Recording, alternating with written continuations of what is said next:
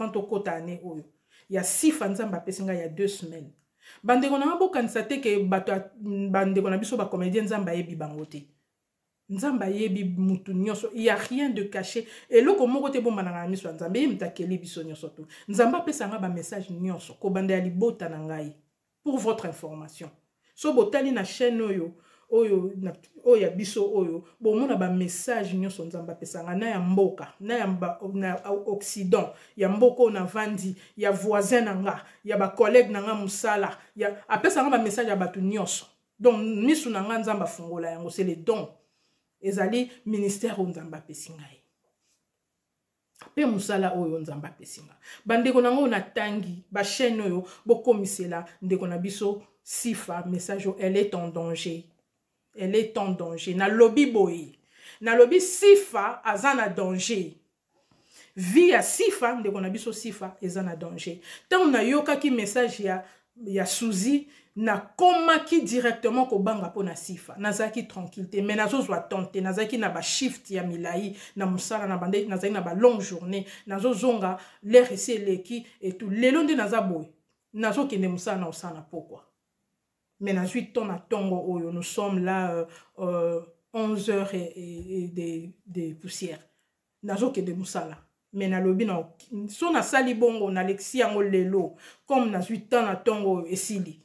Donc nazo banga na ngai pour makambo na moni ya Suzy et chokenga. Nzamba ebisinga boye na koti na message à Sifa. Il y a 2 semaines, mais bien aimé dans le Seigneur, bande konangai ba congolais bandeko nanga ba mama nangai na ebité soki na ba papa o bazana ba chaîne oyo na tangi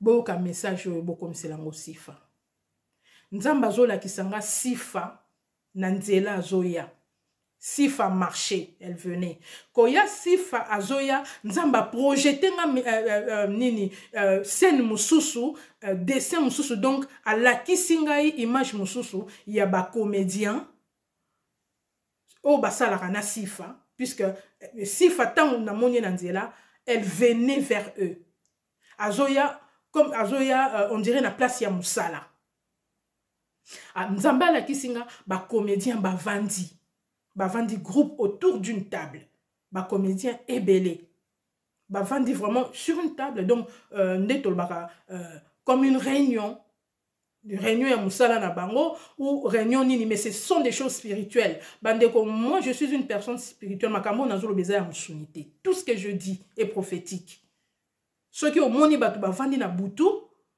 au moni yango na ndoto donc c'est une assise autour d'une table pour une raison spirituelle. Voilà, makambo nazolo ba spirituel.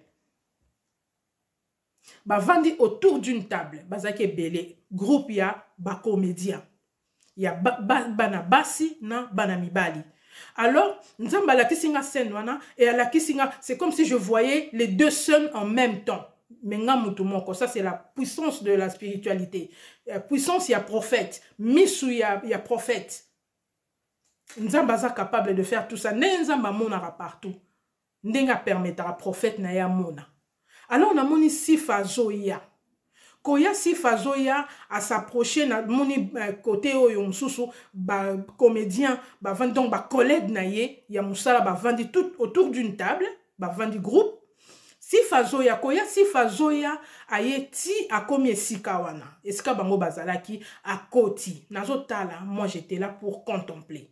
Sifa koti kokota sifa koti abandi kopesa bango à s'approcher vers bango na bolingo c'est que je voyais en elle aye kopesa bango nanu liboso bango nyonso mbote koya sifa ye vers bango na moni bango d'abord batalani comme si bazaki nakokamwa comme si c'était de leur part c'était négatif que sifa ayawana c'était négatif.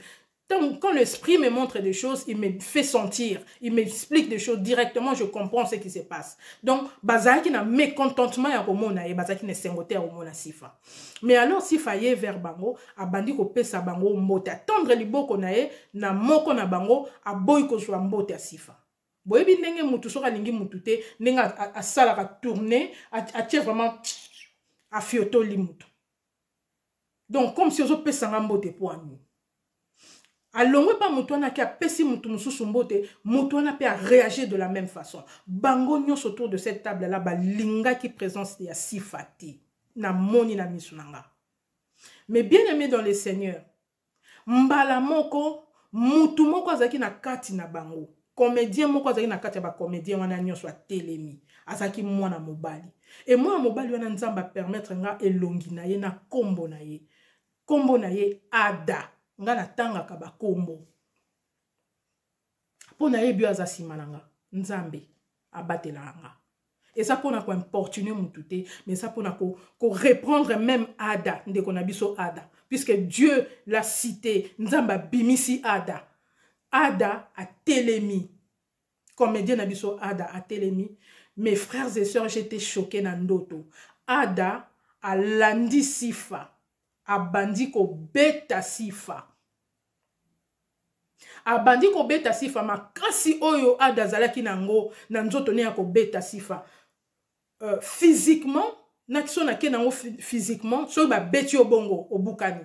Obukani, même ko kufa na se ya ba kuwana. Et c'était une force bizarre. Donc, ce qui veut dire que c'était une force spirituelle. Nzambazo meka ko expliquer nga ce qui se passe spirituellement na katia bomo ya sifa, ce qu'elle a reçu en elle. Oui, ko beta ndengwana spirituellement, ça veut dire qu'on a déjà mis des choses en toi et pesio déjà maladie et bukio déjà na kati spirituellement. C'est pourquoi batope belé bazalaka alamuki na maladie nzoto passe et pourtant lala qui bien malamuki ya kobuka nazo comprendre te makambo e uti wapi. Mon propre petit frère walandanga na simanzamba la kisangai akufa ala kisenga ba ku o ya zwaki ala kisenga nde bazo betaye. Avant akufa yango mtemema qui est na malade, bien kazaki déjà na ba anticorps faible. C'est peut-être 6 ans après sa mort nzamba la kisinga eloko nini ndenge nini bakangela ka inde ba beta kai. Sifa nazo benga yo mama po nayebi makam nazo loba. Nga mona komo banga munoko nanga. Nazo yebiso force puissance ya ko beta na ndoto. Nazo peso exemple na lobi mema ngai ndeko nanga kufaki oya landinga na sima batu bayebi ndeko nanga kufa nzamba prazo la kisanga ndenge nini akufaki liboso avant kufa bela bukana ba makolo etu ba beta kiye na butu ko sakana na ko beta na butu te eza ko beta ya moi te ba beti ombata. Je suis désolé, Ndekonanga Ada. Je t'ai vu de mes propres yeux. Ezape appelle à la repentance pour toi. Ezape appelle à la repentance. Oleka na repentance Ndekonanga Ada. Tangu abandi ko beta sifa na ndoto. Na lobi bien ba kuya ndoto c'est la mort, c'est la destruction. En spirituel ezali en ya moite mutapimeli olipa. Déjà son mutazana motema moyimi ya kopimela, ya koyina, ya kobeta muninga, ya koyina muninga, ya la haine physique. Ça veut dire qu'il y a une sémence dans cette personne-là. Il y a une mauvaise sémence. Pour moi, Nzambe, la parole nous dit moi Nzamba inakate. Ata mutasali o mabe, okolimbisa. Ova na pasi wana okenango. Même la Bible d'ailleurs nous dit mutakoyi kolala na kandate. Que ta colère, écoute, on a couche na yote. Alors, ce qui va bêter au modèle, on a na butu. Na mo itango zo lamuka. Oko se retrouver au lamuki, ozo comprendre te loko komelio. Et nzamba azo la kisanga koya. Koya wana, ezali koya te, mais c'est ton retour. Retour na yo na théâtre. C'est le même message na pesa ki maman Suzy. Maman Sifa. Ndeko nanga Sifa. Sifa. Na bengi yo Sifa ndeko nangai. Na ngina opesa message neti ya maman Suzy te. Na regret lokola ya maman Suzy te. Ko sala te maman nangai. Ko sala mutu makasi te na nzambe. Nzambe basaela ke mutu makasi te. Bandeko ngai moko j'étais dans le monde. Na ngai moki makasi. Bato bayebi nga bayebi. Na ngai moki makasi makasi.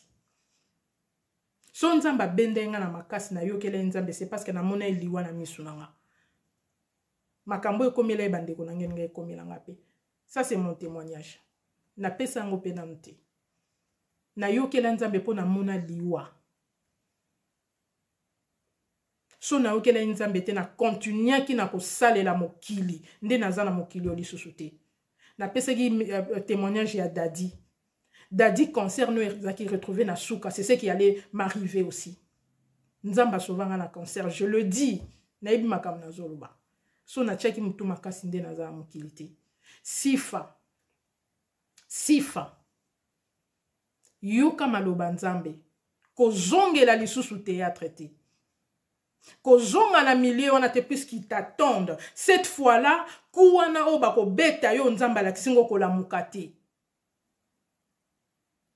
Oyebi loko nzamba la kisinga na ndoto tangu ada beti yo, a beti sifa, ba ku eleki tellement makasi, sifa kokaki lisusu te. Pema ya sifa elingaki katana, sifa zui makasi, c'est Dieu qui lui a donné cette force-là. Sifa telemi mes bien-aimés dans le Seigneur, sifa bandiko kima.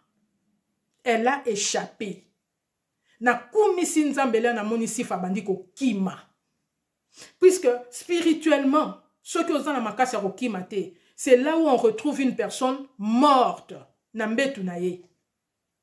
Mutalalaki bakutie akufi na tongalalaki na ye bien, azaki maladité ou bien azaki il était bien à la kanna batu bien à lali, mais la personne ne s'est pas réveillée. Et comme elle a ndeko na ngape mususu alala la mukana été mais nzamba yebisaki nga yebisaye, je peux arrêter la mort kaka nga moko mnaza na fungola liwa na maboko soki ayoki alongwe na mokili alongwe na babiloko nazo reprocher na ko protéger bomo inaye. Il n'avait pas écouté.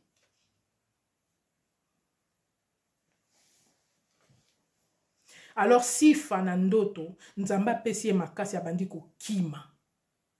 Abandiko kima, je la regardais courir na kumisi nzambe parce qu'elle a échappé. Puisque na ndoto wana kako beta wana c'était dans le but de la mettre KO, de la tuer sur place.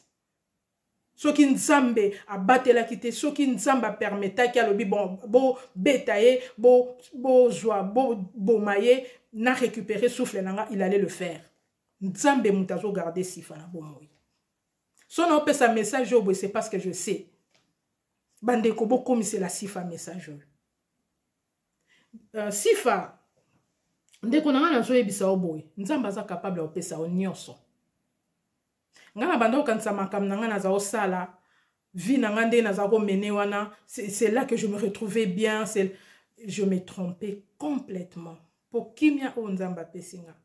Ko pambola o nzamba zo apambola, c'est pas normal. Je ne lève pas le petit doigt. Et ça musala on a kenda ko sala te tout d'abord le travail oyo yaki en tout cas à l'aise on nzamba pesinga eza nzambe yemoko eza ngate eza makasi na ngate. Dieu peut tout te donner. Yoka Bible ebisi biso na Psaume 34:8. Kitatina 11. L'ange de l'Éternel campe autour de ceux qui le craignent pour l'arracher du danger. Ce n'est pas toi qui t'es arraché de ces dangers-là, c'est les anges de Dieu. C'est Dieu qui t'a fait courir. Sifa. Nzambe mtape sur ma cache au téléma. Et sur qui na verset 11. Nzamba zo ebisa biso, ceux qui craignent l'Éternel ne sont privés d'aucun bien. Akopesa yo nyonso. Et c'est vrai. Matthieu 7:7 ebisi biso, soki osengi nzamba kopeso, nzamba ebisi biso, mwana oya sengi lipa apesaka ye libanga te. Soki otaleli nzambe, soki osaleli nzambe, soki otamboli ndenge nzambe alobi opesi vie na yo mobimba, tu ne seras privé d'aucun bien. Nga nazo mona yango, nazo loba ya solo, je ne parle pas pour parler. Na komi étonné mutu nyonso tu oyo aza proche na ngai, oyo amonaka nga physiquement, bato baza proche na ngai. Nzamba za capable de kopesa yo nyonso. Na ningi otanga ba verset o nyonso tu na pesi lelo. Deutéronome 29:29 ebisi biso. Oye bombana eza ya nzambe. Mais oye bimi ekomi ya bana ya nzambe. Ce qui est révélé sont aux hommes et à nos enfants. C'est à nous maintenant. On a tangi bande konanga oyo HM Viroma TV, na Maman International TV, na Congo RDC, et loko Yamakasi TV. Nous sommes une grande famille de Dieu. Bisonio sotoza na musala nzamba pesi biso, mais la première de mission que notre Dieu nous a donnée, c'est de sauver des âmes. Bande konanga bo sauver ba âme. Ba message on a pesi ba message est belé à batu à théâtre, mais je ne vois aucune réaction, aucun changement. Nazo mona kaka bazo landa na kokufa na pesa message ya mama Chako, na pesa message ya Sila. Na pesa message ya Ursule, na pesa message ya un garçon fâché. Na pesa message ya Mélodie. Wana na mulier ya ba comédien na biso. Na pesa ba message épelé, je ne sais même pas. Il y a Daddy non, il y a Daddy na kozwa révélation quand les choses lui ont arrivé ndenge, c'était en fait comme un témoignage.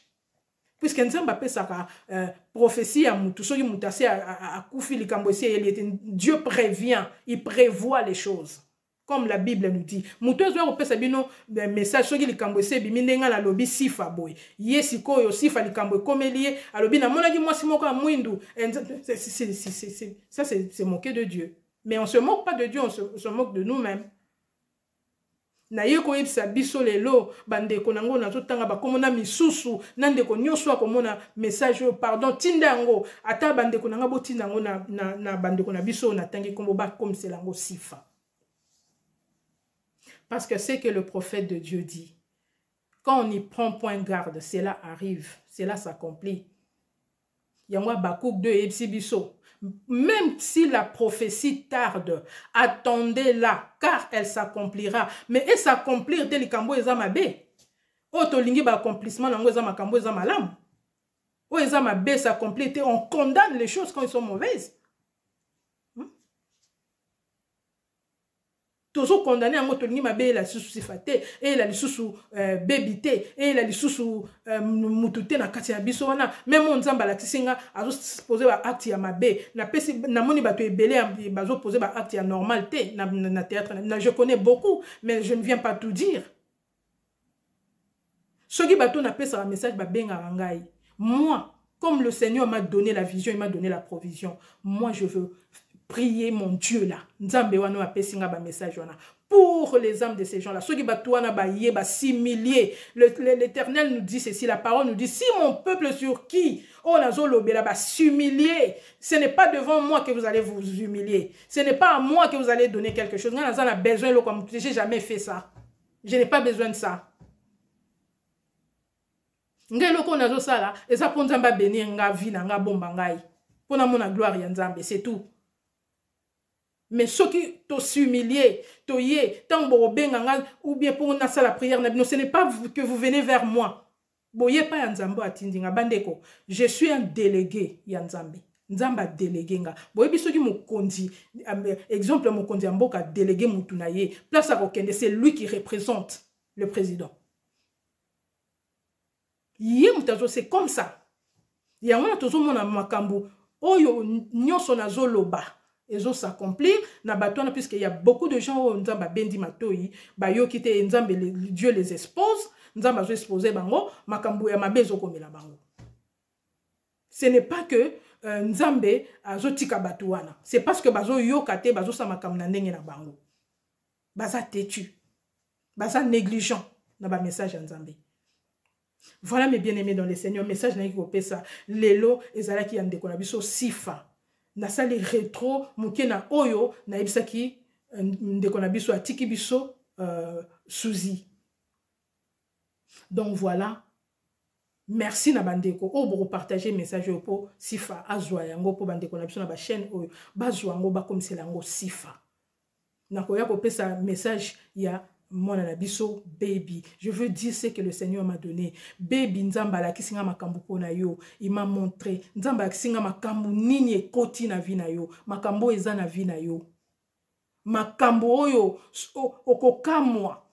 Makambo ekomelo quand si tu négliges o nzamba zoba na koyamba nkopesa message wana mais bien aimé dans le Seigneur pour naza na espace oyo esili et puis nazo bima na okende nazo respecter pe contrat on a signé ki na pona musala faut nazaka musala na nga pe na heure vraiment tika tata nzambe apambola biso nyonso bandeko na ngai na yebi ke nzambe na biso comme sali comme akimisi sifa a échapper à longoli a tirer na maboko ya balou ravisseur ako batela yeso ki sifa atosiye nzambe abatela biso soki Yesu Kristo azongi te na koya kopesa message mususu na continuité ya ba message o nyonso nzambe apesinga pona bomo na biso puisque mes frères et sœurs na ebisi biso lisusu tozala très prudent car les jours sont mauvais makambo ya mabe ezokoma na mokili oyo mais nzambe alobi akobatela bana na etina suka tozala vraiment prudent.